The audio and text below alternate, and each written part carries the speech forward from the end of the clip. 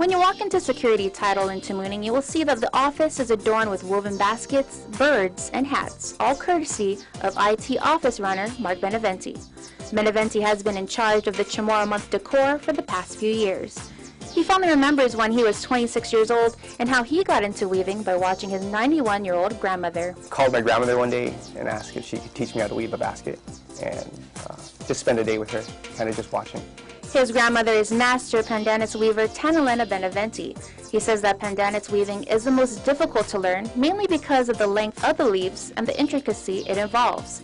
Now, although Beneventi has other cousins and siblings who know how to weave, he was the only one to learn how to weave a basket from his grandmother. I'd say it was difficult at first, only because you're not used to it. The way you're holding the leaves in your hand, or the basket itself, is kind of awkward if you've never done it.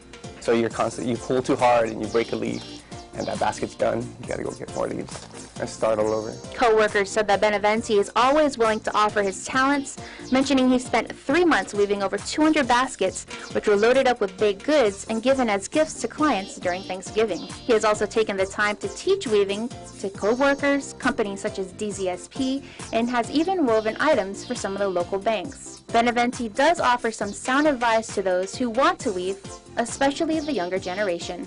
If they have an aunt, an uncle, mom and dad, grandfather, call them up, ask them to weave, because once it goes with them, and unfortunately, like my grandmother, it's going to be gone.